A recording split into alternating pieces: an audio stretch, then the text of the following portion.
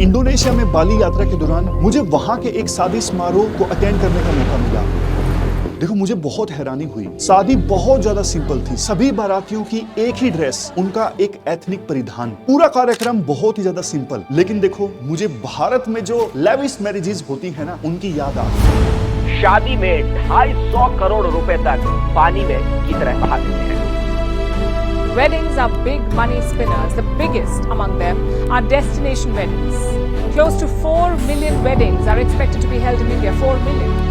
देखो, ऐसा नहीं है, हमारे देश में भी अनेकों ऐसे रीजन्स हैं, अनेकों लोग हैं जो अपनी शादी उतनी ही सिंपलिसिटी से करते हैं। लेकिन देखो, आज के समय में ना दिखावा बहुत ज्यादा बढ़ गया है। प्रमोद मित्तल ने अपनी बेटी की शादी की। कैसे? 500 गेस्ट को प्राइवेट जेट के माध्यम से बार्सिलोना ले जाया गया। 60 किलो का केक, 90 करोड़ की ज्वेलरी, 17 करोड़ का लहंगा। कुछ दिनों बाद प्रमोद मित्तल यूके में बैंकक्रप्ट हो गए। लेकिन इस शादी की वजह से नहीं। जब उन्होंने अपनी बेटी की ये शादी की थी ना, तब भी वो कर्ज में डूबे हुए थे। लेकिन बावजूद इसके उन्होंने अपनी बेटी की शादी में इतना ज्यादा खर्च किया। उनकी बेटी की शादी किसी ब्लॉकबस्टर मूवी से कम नहीं थी। शायद प्रमोद मित्तल जैसे लोग कैसे ना कैसे करके बैंकों से सेटलमेंट कर लेंगे। जो कर्ज में डूबे हुए हैं, शायद उससे भी बाहर आ जाएं। लेकिन देखो, उन्होंने जो स्टैंडर्ड सेट किए हैं ना, कि शादी होनी चाहिए तो ऐसी होनी चाहिए। भारत की दूसरे नंबर पे सबसे एक्सपेंसिव मैरिज, उन्होंने तो अपनी बेटी की शादी का नाम गिनीज बुक रिकॉर्ड में लिखवा दिया। लेकिन देखो, उन्होंने जो स्टैंडर्ड सेट किया ना, गरीब लोगों को वो स्टैंडर्ड फॉलो करना पड़ता है। आज के समय में देखो, सैलरी बेशक 15-20 हजार रुपए है, हेल्थ इंश्योरेंस नहीं है, लेकिन बावजूद इसके शादी में 15 से 20 लाख रुपए खर्च करना है। एक ऐसा भी समय था 70s और 80s का। उस समय का आप वेडिंग कार्ड देखोगे तो स्पेशली ये लिखा होता था कि शादी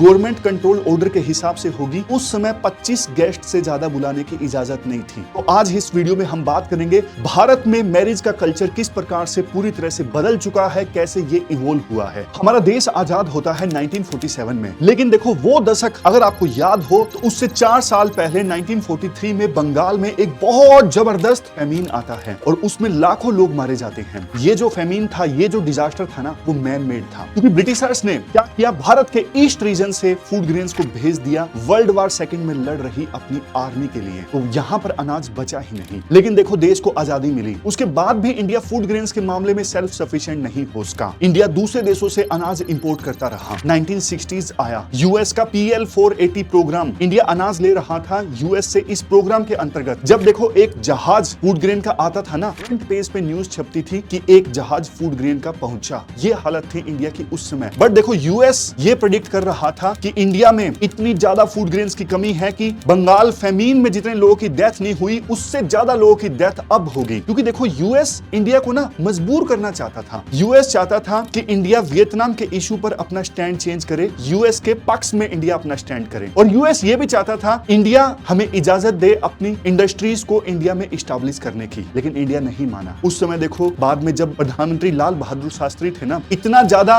उस समय सूखा और फूड ग्रेन की कमी थी, उन्होंने बल्कि पूरे देशवासियों से ये आह्वान किया कि बेशक देखो, हम हफ्ते में एक बार उपवास करेंगे, लेकिन एकजुट रहेंगे, कभी भी देश की आजादी को कॉम्प्रोमाइज नहीं होने देंगे। तब देखो, एक ऑर्डर आया था कि बड़ी बड़ी इवेंट्स में खाने की जो वेस्टेज होती है ना, चाहे शादी का समारोह हो, चाहे बच्चे का नामकरण हो, गेस्ट आते हैं, फूड की वेस्टेज होती है, उसे रोकने के लिए सरकार ने ये कहा कि ना, आप इस प्रकार के इवेंट्स में सिर्फ 25 लोग बुलाइए, उससे ज्यादा नहीं। और ये देखो, तब की बात है जब बड़ी बड़ी जॉइंट फैमिलीज हुआ करती थी और पूरा मोहल्ला है एक परिवार की तरह हुआ करता था। लेकिन तब भी वेस्टेज को रोकने के लिए सरकार ये ऑर्डर लेके आई। बाद में देखो, ग्रीन रेवोल्यूशन आता है और ग्रीन रेवोल्यूशन आने के बाद ये इंडिया का सौभाग्य है कि हमारा देश फूड ग्रेन के मामले में सेल्फ सफिशिएंट हो गया। और ग्रीन रेवोल्यूशन का फायदा जिन राज्यों को हुआ, सबसे ज्यादा हरियाणा, पंजाब, वेस्टर्न यूपी, यहाँ पे तो देखो लोगों की इनकम लेवल काफी ज्यादा बढ़ गया। लेकिन देखो, उसी समय ना एक मिडिल क्लास इमर्ज होके आई। ये वो मिडिल क्लास जिनको देखो दिखावे की आदत पड़ गई। शो ऑफ करने में एक इवेंट जो सबसे बड़ा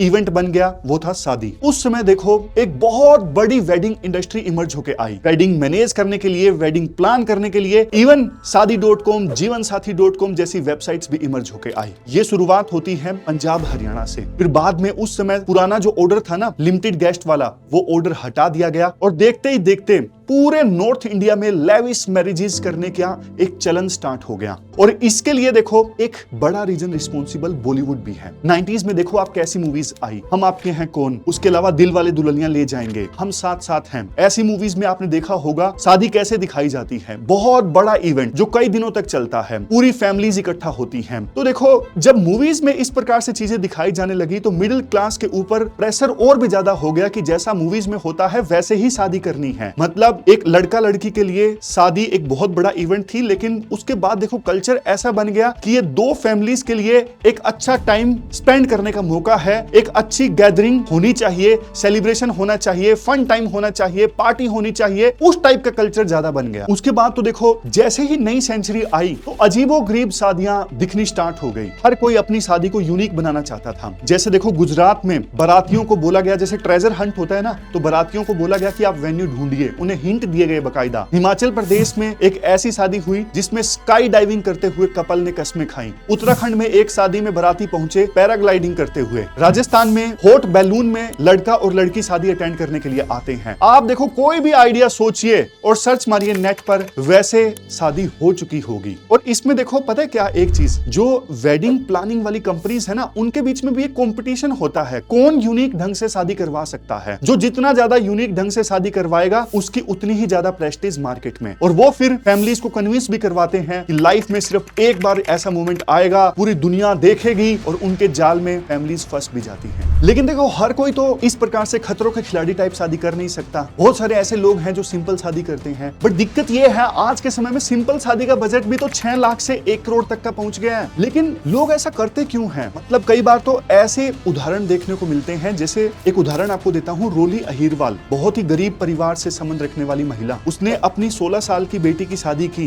2 लाख रुपए लोन लेके, जो दे सकती थी अपनी बेटी को दिया। मतलब बारातियों के लिए एक ठीक ठाक प्रोग्राम भी आयोजित किया, लेकिन कर्ज लेकर। बाद में देखो उनके खुद के घर में खाने के लिए कुछ भी नहीं था, बट बेटी की शादी के लिए 2 लाख का कर्ज लिया। बाद में शादी के बाद वो कर्ज नहीं लौटा सकी तो उन्हें दिल्ली ले जाया गया और वहां पे फोर्स्ड लेबर करवाई गई, बंधुआ मजदूरी। तो क्वेश्चन ये उठता है कि आखिरकार लोग कर्ज लेकर भी अपनी बेटी या बेटे की शादी इस प्रकार से क्यों करते हैं? इसका एक रीजन है सोशल प्रेशर। कुछ लोग देखो सोशल एक्सेप्टेंस के लिए ऐसा करते हैं, कुछ लोग देखो समाज के बोझ तले दब जाते हैं, प्रेशर में आके ऐसा करते हैं। और जब देखो कपल सिंपल शादी करते हैं ना, या फिर कोर्ट मैरिज करते हैं, तो यूं बोला जाता है कि देखो इनकी परवरिश अच्छी नहीं है। समझ रहे हो? लोगों को लगता है कि समाज में हमारी बेइज्जती हो गई। कुछ लोगों को देखो ऐसा भी लगता है ये शादी एकमात्र ऐसा मौका है अपने बच्चों की जिंदगी को संवारने का, और इसी के लिए 60% से ज्यादा फैमिलीज शादी के लिए कर्ज लेने के लिए तैयार हो जाती हैं। और कर्ज भी किससे? साहूकारों से, जो बहुत ज्यादा हाई इंटरेस्ट चार्ज करते हैं लोन देने के लिए। बाद में देखो उन्हें मजदूरी भी करनी पड़ती है उस लोन को चुकाने के लिए। आप एक और चीज देखिए, आज के समय में ना शादी कितने अच्छे ढंग से की गई है उसको मेजर करने का एक और पैमाना चल पड़ा है, दहेज कितना दिया गया है। लेकिन देखो इसी दहेज की वजह से हर घंटे एक औरत की जान जाती है। पिछले 5 सालों में 36,000 महिलाओं की जान जा चुकी है इसी दहेज की वजह से। और वैसे देखो कुछ लोग इसे डिफेंड करने की कोशिश करते हैं और बोलते हैं कि ये तो एक प्राचीन प्रथा है जो चली आ रही है। और तर्क ये दिया जाता है, धर्मशास्त्र में ये बोला गया कि कन्यादान बिना वर दक्षिणा या स्त्री धन के संभव नहीं है। लेकिन देखो उस समय हमारा कल्चर ऐसे है, कोई भी हमारे घर में आता है हम उसे खाली नहीं जाने देते। तो लड़की जा रही है तो पुराने समय में कुछ भी दे दिया जाता था, जैसे बर्तन, सोना, जो भी अपनी मर्जी से।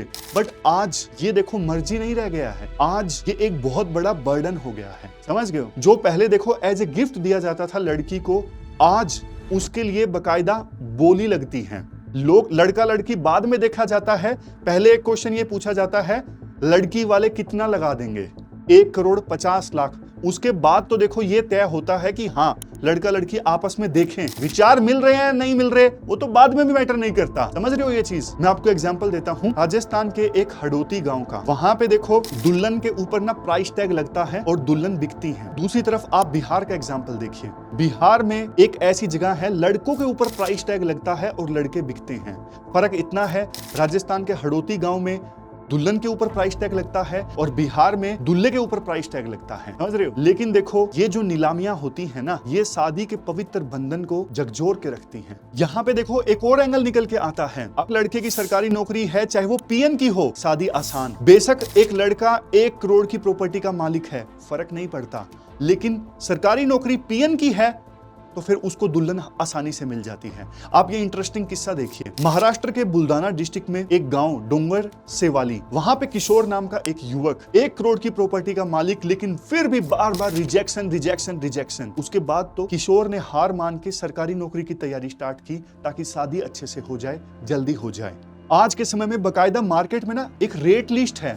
आईएएस के लिए 10 करोड़, आईपीएस के लिए 8 करोड़, अगर एक ग्रुप का ऑफिसर है तो उसके लिए 5 करोड़, ये रेट लिस्ट है बकायदा। और जबकि देखो सरकार के सख्त नियम है। यूपी सरकार ने तो ना अपने गवर्नमेंट एम्प्लॉइज से ये डिक्लेरेशन मांग लिया था कि आप अपनी वाइफ से और इन-लॉज से एक डिक्लेरेशन लेके आइए कि हमने कोई दहेज नहीं लिया है। लेकिन इंप्लीमेंटेशन कहाँ है? क्या कोई मान रहा है? हाँ, लेकिन बहुत कम लोग। कर्ज भी किससे? साहूकारों से, जो बहुत ज्यादा हाई इंटरेस्ट चार्ज करते हैं लोन देने के लिए। बाद में देखो उन्हें मजदूरी भी करनी पड़ती है उस लोन को चुकाने के लिए। जब देखो कोविड आया ना, तो सरकार की तरफ से रिस्ट्रिक्शंस लगाई गई। शादी में सिर्फ 50 गेस्ट या 25 गेस्ट कहीं कहीं पर। कोविड की वेव कितनी स्ट्रॉन्ग है उसके अकॉर्डिंग। तो ऐसा लगा शायद देखो कोविड के बाद भी शादियां अब इसी प्रकार से चलेंगी, क्योंकि लोगों ने इसे अपना लिया है। लेकिन नहीं, जैसे ही देखो लॉकडाउन खुला, एक दिन में 50-50 हजार शादियां हुई। जैसे लोग इंतजार कर रहे थे कि हम छोटे समारोह में शादी नहीं करेंगे, शादी करेंगे तो बहुत ज्यादा यूनिक आइडियाज के साथ शादी करेंगे। बहुत से लोग उस समय डेस्टिनेशन वेडिंग्स के लिए दूसरे देशों में जाना स्टार्ट कर गए। एक अनुमान के अनुसार 5000 शादियां हुई। ये 5000 शादियां देश से बाहर जाके हुई। अगर देखो कैलकुलेट करें, हर एक शादी पे 10,000 करोड़ खर्चा हुआ, तो मतलब 50,000 करोड़ हमारे देश से बाहर चले गए। और सरकार भी इसको लेकर काफी चिंतित थी।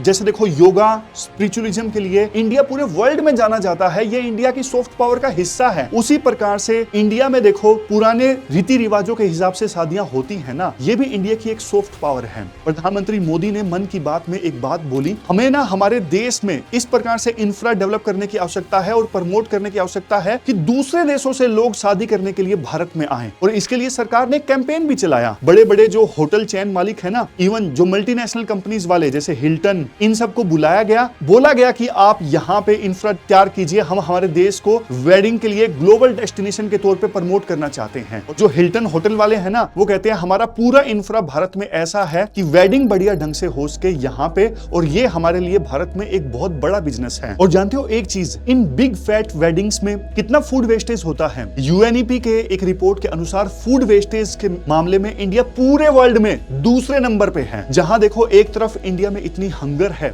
भूखमरी है, खबरें आती हैं आज भी भूख की वजह से बच्चे की डेथ, और वहां पे इतना सारा खाना वेस्ट हो जाता है। एक रिपोर्ट के अनुसार बेंगलुरु में 85,000 शादियों में इतना खाना वेस्ट हुआ, जिससे देखो 26 मिलियन लोगों का पेट भरा जा सकता था। ऐसी खबरें भी हम सुनते रहते हैं। जैसे उड़ीसा की एक खबर है, जहां पे देखो लास्ट में 7 बारातियों को मटन नहीं मिला तो दुल्हन के पिताजी को नीचे घुटनों पे बैठ के माफी मांगनी पड़ी। ऐसी भी खबरें हम सुनते हैं कि अलीगढ़ में खाना खत्म होने की वजह से या लिकर ना परोसे जाने की वजह से दुल्हे को पीटा गया। देखो खुशी खुशी हर कोई अपने गेस्ट को खिलाता है, लेकिन देखो बहुत बार क्वेश्चंस रेज किए जाते हैं, खाने की डिशेस कम हैं। आज के समय में आप देखो प्रोग्राम को इस हिसाब से जज किया जाता है कि खाने में कितनी वैरायटीज हैं, लेकिन ये नहीं समाज सोचता कि जो प्रोग्राम हुआ है उसको ऑर्गेनाइज करने वाले ने कितना लोन लिया है, क्या कुछ बेच के वो बेचारा इतना प्रोग्राम ऑर्गेनाइज कर पाया है। इसको लोग नहीं सोचते। ये बात सच है, शादी एक नई शुरुआत है कपल के लिए और एक सेलिब्रेशन का मौका भी है। बट देखो क्या सेलिब्रेशन सिर्फ दिखावे से हो सकता है? मैं जानता हूँ बहुत सारे लोग ऐसा बोलेंगे कि जिसके पास पैसा है वो खर्च करे, इससे किसी को क्या दिक्कत हो सकती है? देखो दिक्कत इस चीज से बिल्कुल नहीं है। जिसके पास पैसा है वो अपने हिसाब से खर्च करे, चाहे वेस्ट करे, किसी को कोई दिक्कत नहीं है। दिक्कत देखो उस सोशल नॉर्म से है, उस समाज के प्रेशर से है, जिसकी वजह से गरीब लोगों को कर्ज लेकर शादियां करनी पड़ती हैं। अदरवाइज समाज में उनकी स्टैंडिंग कम हो जाती है, इस चीज से दिक्कत है। और देखो जिन लोगों का ये मानना है कि अच्छी शादी करके वो अपने बच्चों की खुशी को खरीद सकते हैं, नहीं, बिल्कुल नहीं। देखो इस ट्रांजैक्शन के बुनियाद पे अगर शादी टिकी है ना, तो वो शादी सफल नहीं होगी। शादी बनती है रिस्पेक्ट से, शादी बनती है आइडियाज के कन्वर्जन से। इस मुद्दे पर आपकी क्या राय है, आप कमेंट बॉक्स में जरूर बताइए। इस वीडियो में इतना ही है। Thank you very much.